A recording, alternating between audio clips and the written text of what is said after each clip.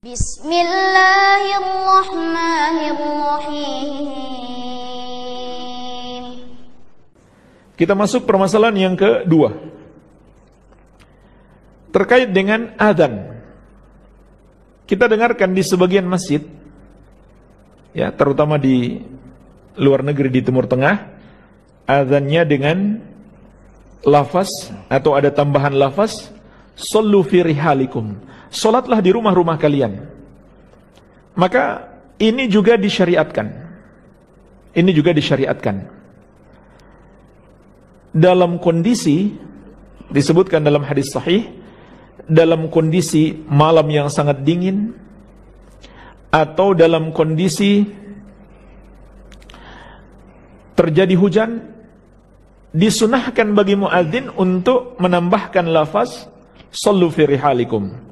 Salatlah kalian di rumah-rumah kalian. Ini juga termasuk disunahkan bagi muadzin. Iya. Nah, kapan ini dibaca jemaah sekalian? Bisa dalam dua bentuk. Dua bentuk membacanya. Yang pertama, setelah azan selesai. Lafaz azan yang biasanya kita baca, apabila sudah selesai semuanya, baru kita tambahkan "Shallu fi rihalikum." Salatlah di rumah-rumah kalian. Atau "Shallu fi buyutikum." Atau "Ala shallu fir rihal." Ini berdasarkan hadis Ibnu Umar radhiyallahu taala anhuma yang diriwayatkan Al-Bukhari dan Muslim. Ketika Ibnu Umar mengumandangkan adzan, maka beliau membaca "Shallu fi rihalikum." Salatlah kalian di rumah-rumah kalian. Fa akhbarana anna Rasulullah sallallahu alaihi wasallam kana ya'muru muadzinan yu'adzin thumma yaqulu ala ithrihi ala sallu fir rihal. Kata Nafi, Ibnu Umar mengabarkan kepada kami bahwasanya Rasulullah sallallahu alaihi wasallam memerintahkan muadzin, tatkala mengumandangkan azan, hendaklah dia mengucapkan setelah azan ala sallu fir rihal, salatlah kalian di rumah-rumah kalian. Itu terjadi fi lailatil baridah awil matirah fi safar, di malam yang dingin, ya, yaitu di musim dingin, ketika malam sangat dingin, sangat menyusahkan kaum muslimin, atau terjadi hujan di dalam safar, ataupun ketika mukim juga. Ketika ada masyaqqah, ada sesuatu yang memberatkan kaum muslimin, maka boleh bagi kaum muslimin muadzinnya mengatakan ala sallu fir rihal, salatlah kalian di rumah-rumah kalian, atau sallu fi rihalikum, atau sallu fi buyutikum. Dan ini juga dalil pembahasan sebelumnya. Ini juga dalil pembahasan sebelumnya, yaitu kita boleh salat di rumah, tidak menghadiri jamaah. Kenapa? Ada masyaqqah, ada hal yang memberatkan. Malam yang dingin, sangat dingin, atau hujan.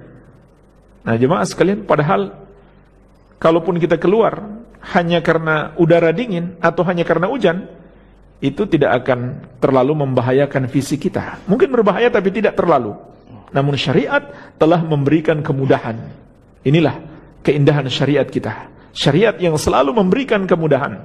Yuridullahu bikumul yusra wala yuridu bikumul usra. Allah menghendaki kemudahan bagi kalian. Allah tidak menginginkan kesulitan bagi kalian.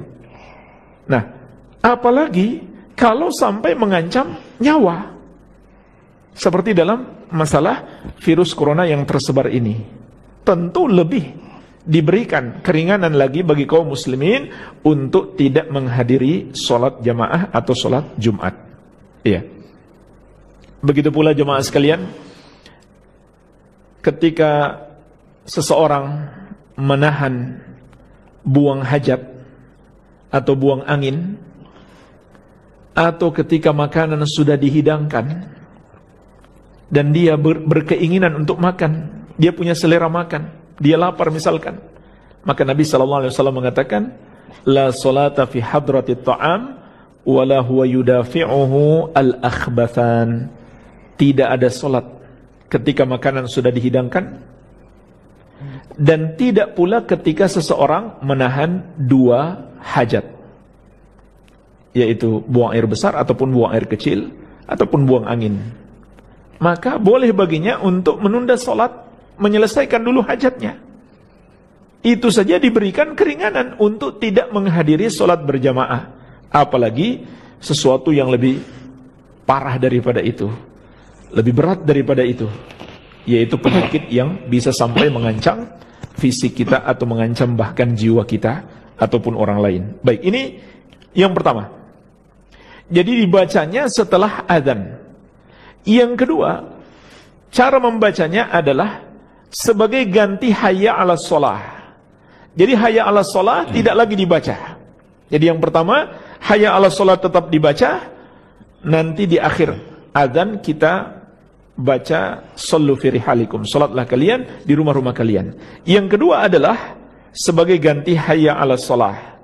Ini berdasarkan hadis Ibnu Abbas radhiyallahu taala anhuma yang diriwayatkan Al-Bukhari dan Muslim, annahu qala li muadzinihi fi yaumin matir.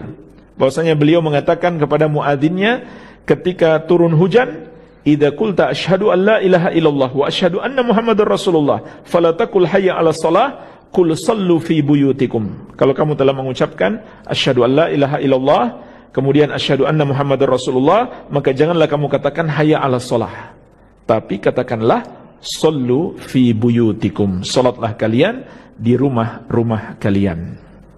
Jadi inilah jemaah sekalian yang disunnahkan. Maka tidak seperti persangkaan sebagian orang, mereka mengira adzan sudah dimodifikasi. Tidak, itu memang sunnahnya. Iya. Adapun hayya 'alal falah, maka itu tetap dibaca. Baik, ini permasalahan yang kedua.